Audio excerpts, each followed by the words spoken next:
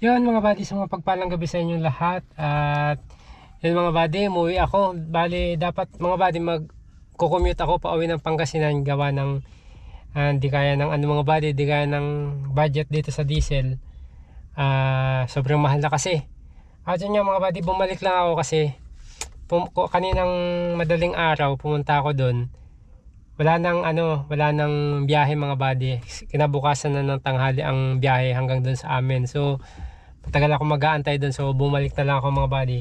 At pagpapaliban ko na lang muna yung pag-uwi, mga sa susunod na araw siguro. Baka sakaling, hindi ko alam kung anong mangyari mga buddy kasi meron kasi akong asikasuhin doon.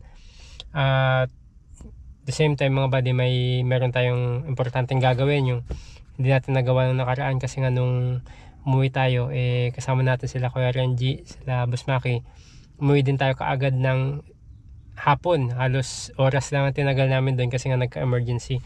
At yun yung mga buddy, nung nakaraan nakausap ko si Kuya Renji na gusto ulit niyang bumalik sumama. So hindi ko nga siya maisama mga buddy kasi nga ang mahal na ng gas mga buddy.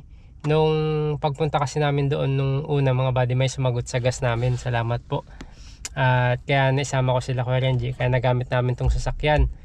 Pero ngayon po medyo mahirap po talaga kung ako lang, medyo malulugi tayo at mahal po talaga, sobrang nag-triple na yung diesel, kaya magko-commute na lang dapat ako. So yun nga, hindi ako nakasakay sa bus kasi fully book na. So bumalik ako kaninang madaling araw. So yun nga, nag-live si Kuya Renji mga buddy kanina. Napanood ko na grabe mga buddy, depress na nagulat ako dun sa live niya. Hindi ko alam mga buddy kung sino nakapanood sa live niya. Hindi ko alam kung nandyan pa sa channel nila. Umiiyak siya mga buddy, bigla siyang na-depress. Nung magkakasama kasi kami, hindi naman siya ganoon, masaya naman siya mga buddy, okay naman siya. At ayun yung mga buddy, parang kung baga sa Ilocano sa amin mga buddy, na iliw-liwag na, ano ba sa Tagalog, parang na ano niya, naiwaglit niya saglit yung mga problema niya nung magkakasama kami. Andun yung time na bigla siyang malulungkot kasi nga, kung mapapansin nyo dun sa mga vlog ko mga buddy, pag nandun kami sa dagat, parang may nabanggit nga siya dun mga buddy na mas masaya pa rin pag kasama sila, so yung pamilya niya daw. So yun, pero syempre kahit pa paano mga buddy, na naibsan yung kalungkutan niya at naibaling sa iba yung atensyon niya, isip niya nung magkakasama kami. Yun nga lang, hindi masyadong nagtagal mga buddy kasi nga yung nagkaroon ng problema si Boss Maki. At kagabi nga mga buddy, napanood ko yung live niya kanina. Grabe yung umiiyak mga buddy, parang may medyo ano lang kasi yung signal niya, medyo mahina, pero parang meron ako dong narinig na something papakamatay, ganun. Hindi ko sure mga buddy, basta parang ganun yung pagkakarinig ko kasi putol-putol yung signal niya. Hindi ko alam mga buddy, pwede nyo i-comment sa mga nakapanood po. At kinokontak ko nga siya, hindi ko siya makontak mga buddy kasi yung last na usap namin, akala niya nasa probinsya na ako mga buddy. Akala niya umuwi na ako. Ang sabi ko kasi sa kanya, uwi nga ako pero magko-commute lang. Gusto niya sumama mga buddy. Ang problema nga, hindi ko kasi gagamitin si Adby, kaya hindi ko sila maisama mga buddy. Actually yung mga anak ko, yung mga asawa tuloy, anak at asawa ko mga buddy, gustong niya sumama kasi ang bakasyon niya. Pero sabi ko nga, hindi pwede muna kasi kailangan natin mag budget, gawa ng yun nga, napakamahal ng diesel mga buddy, kaya hindi ko sila maisama kahit gustuin ko man silang isama mga buddy. At yun yung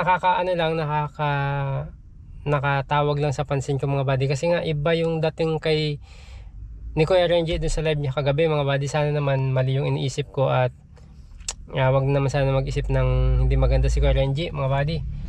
Kawawa din kasi talaga yung pinagdadaanan niya. Hindi ko alam kung anong nangyari kasi mula ng pagdating namin, mga 2 days na rin kami hindi nag-uusap mga buddy.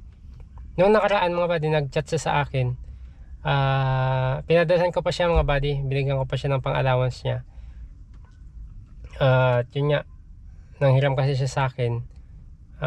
Sinad ko na lang sa Gcash niya.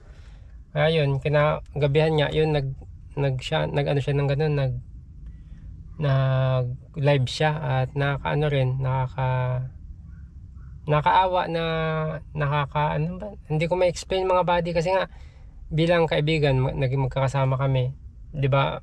Mahirap din na makita yung kaibigan mo na ganun mga buddy, na parang wasted na, parang suko na nga daw siya dun sa live niya, sabi niya. Hindi ko alam mga buddy, sa mga nakapanood po.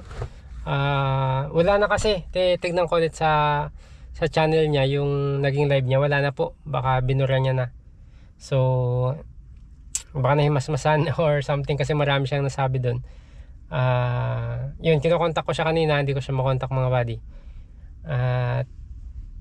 Yun, kawawa din mga buddy, kaibigan natin pambira.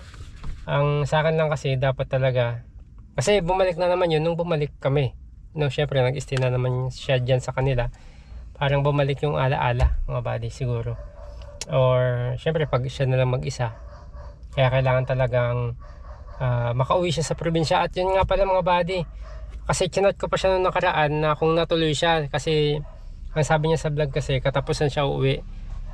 At ang pagkakalam ko din, medyo hindi ata natuloy mga buddy, hindi ko alam kung anong naging problema. Ang nabanggit niya sa akin dati before siya umuwi, na kung sakaling, ay mga buddy, sorry, asensya kaya, nagbibitak kasi yung mga labi kayo ito, kaya binabasa ako mga buddy, mahapdi siguro sa init.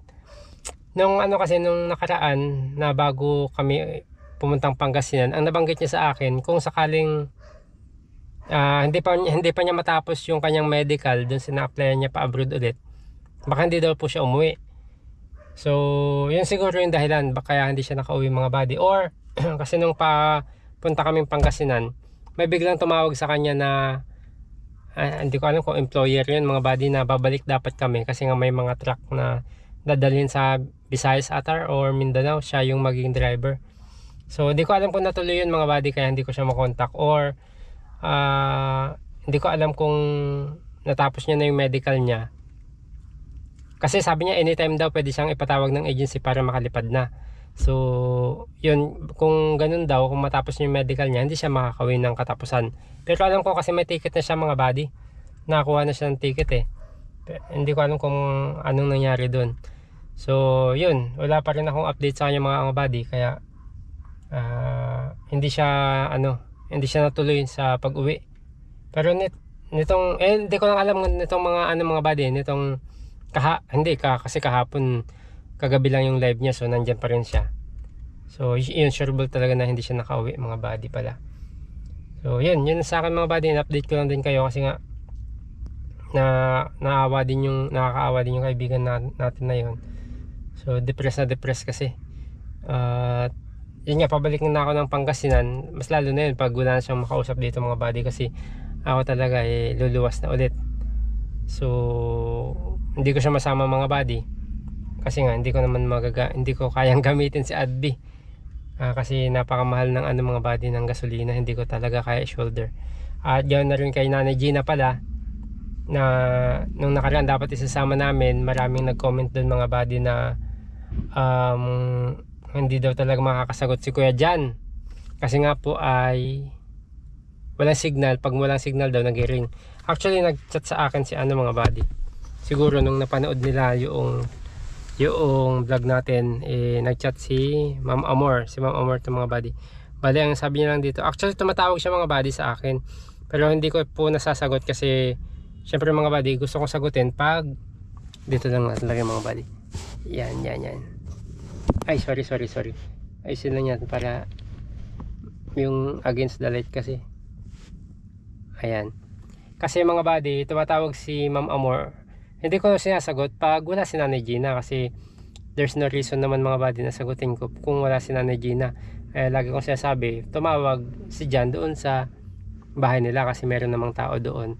So actually nag-chat sa akin si Ma'am Amor, at ipinapaalam ko nga dapat mga buddy na isasama ko si Nanay Gina doon, kasi nga yun yung kanilang usapan dati. So bali sabi niya kasi mga buddy, wait lang, hanapin ko lang para lang din po may update, kasi may mga nag-message sa akin na bakit ko daw hindi sinama si Nanay Gina. So ang sabi po niya kasi ay Saan na yun? Hanapin ko lang mga buddy Saan na ba yung chat ni Jan? Mga buddy